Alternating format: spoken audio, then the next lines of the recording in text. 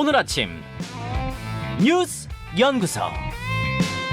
오늘 아침 뉴스의 맥을 짚어드리는 시간 뉴스연구소. 오늘도 두 분의 연구위원 함께합니다. CBS 조태임 기자, 뉴스톱 김준윤 수석 에디터, 어서 오십시오. 안녕하세요. 예, 첫 순서 어디로 갈까요? 네, 누리호 3차 발사 연기. 제가 어제 그 과기부 차관과 인터뷰를 하면서 오늘 아침에 좀 기쁜 소식 전했으면 좋겠습니다 했는데 발사가 연기됐어요. 네, 뭐 발사 예정 한 3시간 전까지만 해도 되게 순조로웠었거든요. 예. 근데 막판에 그 컴퓨터 간 통신 이상으로 이제 발사가 연기가 됐는데요. 그러니까 날씨 문제가 아니었던 날씨 거예요. 문제는 아니었습니다. 그러니까 명령을 내리는 컴퓨터가 있고 명령을 받아서 실행하는 컴퓨터가 있는데 이 둘 간의 그 통신 교류에 이상이 생긴 거예요. 그러면서 이제 헬륨을 주입하는 밸브가 작동하지 않으면서 오류가 발생하게 됐고요.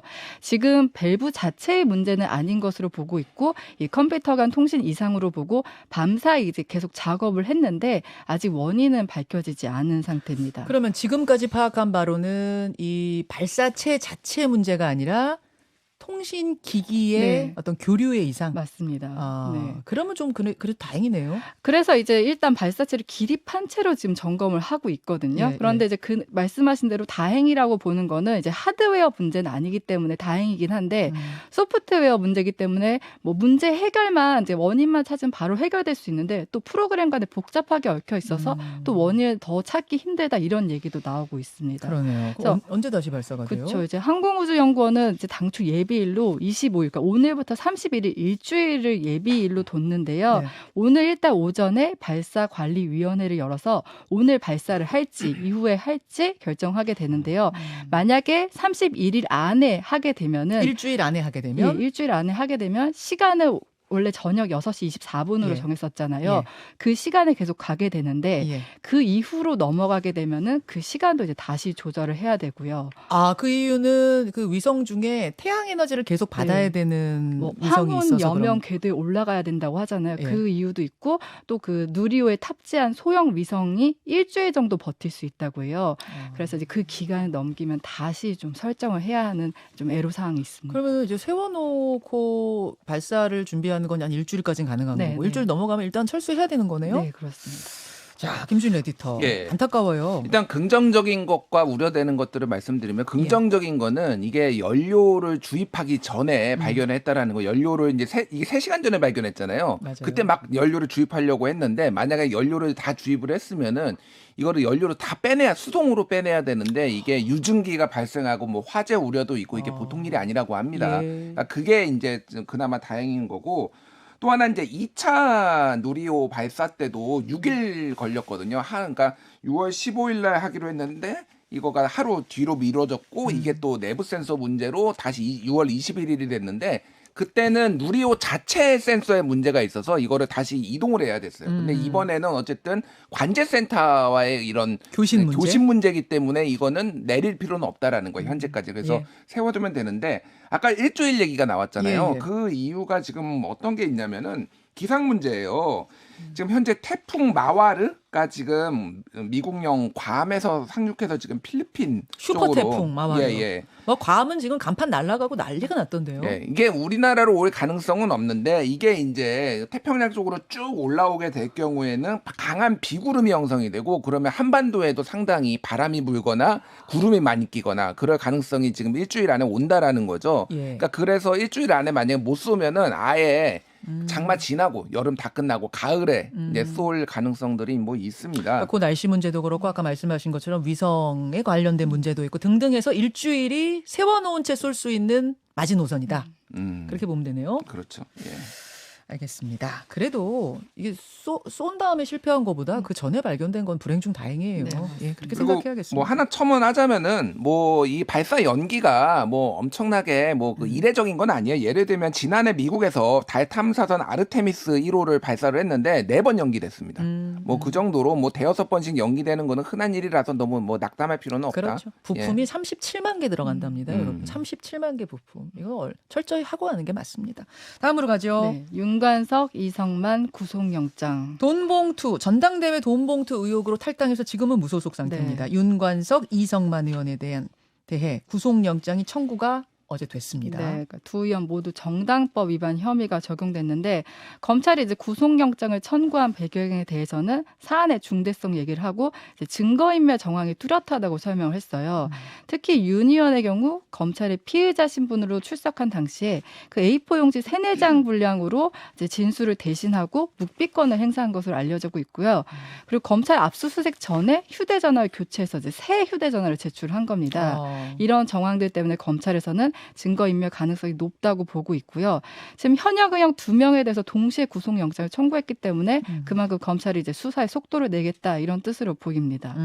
네. 근데 현역 의원이한테 구속영장 청구하면 이제 체포동의안이 그렇죠. 통과가 돼야 되잖아요, 국회에서. 네. 근데 뭐 국회의원의 경우 이제 체포동의안을 국회에서 이제 해줘야지 영장 실질 심사를 할 수 있는데 네. 앞서 이재명 대표나 노웅래 의원 같은 경우 이제 부결이 됐었잖아요. 예. 근데 이번에는 다들 좀 다르게 보고 있어요. 그러니까 앞서와 좀 상황이 달라졌다. 3가지 정도로 나눠볼 수 있는데 첫째, 일단 윤관석 이성만 의원이 이제 무소속입니다. 탈당했으니까. 네, 그러니까 민주당 의원으로서는 좀 마음의 짐을 덜 수가 있고요. 두 번째 다른 점은 그때보다 지금 여론이 굉장히 안 좋아졌잖아요. 그러니까 이 윤관석 이성만 이 두 사람 같은 경우에 녹취록이 나왔어요. 네, 그 맞습니다. 녹취록 공개가 돼서 온 국민이 다 들었던 부분, 뭐 이런 맞아요. 부분에 있어서 여론이 아주 안 좋죠. 그렇죠. 그리고 앞서 뭐 노웅래 의원 때만 해도 이제 검찰의 기획 수사다 이런 주장이 좀 받아들여질 수 있었는데 지금 녹취록 공개됐고 그 사이에 김남국 의원의 코인 투기 의혹이 또 드러났잖아요. 그래서 민주당 지금 지지율 추락하고 있는 상태고요. 또 그 사이 원내대표도 박홍근 원내대표에서 박강훈 원내대표로 바뀌면서 당내 좀 불만이 표출하는 상황이잖아요. 예. 그렇기 때문에 조금 가결에 무게를 두고 있고요.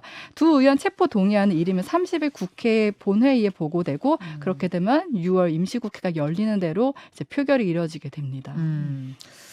자, 김준 에디터 어떤 부분에 주목하세요? 일단 뭐 영장이 뭐 청구된 거는 뭐 예정된 수순이다 이렇게 봐야 될 것 같아요. 특히 뭐 앞에 설명했지만은 윤관석 의원 같은 경우에는 이제 휴대전화를 뭐 소위 말해서 깡통 휴대전화 완전 새 거를 한 거예요. 예, 그런 것 같아요. 저도 뭐 이제 언론 보도만 보고 확인을 해서 아니 그거는, 물론 휴대전화 압수수색의 방어권이라는 건 존재하지만 그래도 국회의원이고 지금 이분은 억울하다는 입장인데 이렇게 아예 그냥 새 거 깡통 전화를 냈다. 이런 거는 검찰 입장에선 구속영장 신청할 때 이유는 되잖아요. 그러니까 이제 뭐 이게 말씀하셨다시피 피해자가 당연히 모든 수사에 협조를 할 필요는 없습니다. 그거는 뭐 예를 들면 예전에 한동훈 장관이 검사 시절에 본인의 아이폰 비번 공개 안 한 거하고 비슷한 끝까지 안 맥락이에요. 가르쳐줬죠. 예. 그러니까 뭐 그것도 마찬가지인데 이게 검찰 입장에서는 이건 증거인멸 우려가 있다라고 해서 이제 법원에 강력하게 이제 어필을 할 수 있는 근거가 되는 거죠. 어쨌든 지난번에 이제 지난 4일이었죠. 그 강매구 전 감사에 대해서 2차에 이제 구속영장이 이제 발부가 되면서 이제 수사가 탄력을 받았듯이 이게 이제 앞으로 더 소위 말해서 송영계 전 대표한테까지 수사의 칼날이 이제 겨눠지는 속도 그거에 좀 영향을 줄 것이다. 만약에 구속이 된다면은 좀 수사 속도가 빨라질 것이다. 이런 전망들이 이제 나오고 있는 상황이에요. 근데 이번에는 체포동의안 가결 가능성이 좀 높아 보인다. 분위기를 취재한 조태임 기자 그렇게 이야기를 했습니다만 고민이 좀 민주당 의원들이 될 것 같은 건 뭐냐면 이 돈봉투 전당대회 돈봉투 의혹과 관련해서 현역 의원 한 10여 명 정도가 이미 특정됐다고 하잖아요. 그러면 윤관석, 이성만에서만 끝나는 게 아니라 지금 민주당 의원들이 줄줄이 비슷한 상황에 처할 수도 있을 텐데 이번엔 가결시키면 그 다음엔 어떻게 하는가? 그럼 이번부터 그냥 세게 부결로 가야 되는 건 아니야? 이런 얘기도 또 나올 수도 있을 것 같아요. 이게 그러니까 그거를 민주당 의원들이 대놓고 뭐 얘기를 하기 상당히 꺼려하는 분위기예요. 왜냐하면 그거를 얘기하면은 내가 돈봉투 리스트에 있는 거야. 뭐 이렇게 뭐 될 수도 있는 거잖아요. 그러니까 오해를 살 수도 있죠. 오해를 살 수도 있으니까. 근데 이제 진짜 이거는 그때마다 사안 케이스 바이 케이스로 가는 것 같아요. 그러니까 분위기가 왜 그러냐면은 이거는 아까 얘기했지만은 너무 증거가 녹취록도 나오고 너무 증거가 명확하다라고 보니까 아무래도 저는 뭐 가결될 가능성이 상당히 높다 이렇게 보고 있는데 그 다음에 이름이 나왔을 때는 증거가 뭐냐? 녹취록에 있느냐 없느냐? 예, 등등등. 뭐 이런 거 등등등등을 다 보고 사안으로 판단할 가능성이 상당히 높은 것 같아요. 예. 그래서 이게 이제 지금 당의 내용을 이제 좀 더 부추길 가능성, 뭐 방탄 정당의 이미지를 또 뭐 더 강화될 가능성 등등을 좀 이제 고려 상황이 된 거고 지금 뭐 어제도 뭐 양이원영 의원하고 앵커가 좀 진행을 했지만은 혁신위원장과 관련해서도 지금 당내에서 이런저런 얘기들이 많이 나오고 있습니다. 그러니까 쇄신을 하기 위한 새로운 혁신기구를 띄우자. 여기까지는 다 합의가 됐어요. 근데 혁신기구를 그럼 누구로 채울 거야? 혁신위원장은 누가 해? 전권을 줘 말어? 그렇죠. 이런 얘기가 이제 나오기 시작하자 복잡해지네요. 그러니까 지난 14일이니까 벌써 지금 열흘이 지났어요. 근데 지금 혁신위원장조차 윤곽이 안 드러난 거예요. 그래서 지금 외부에서 와야 된다.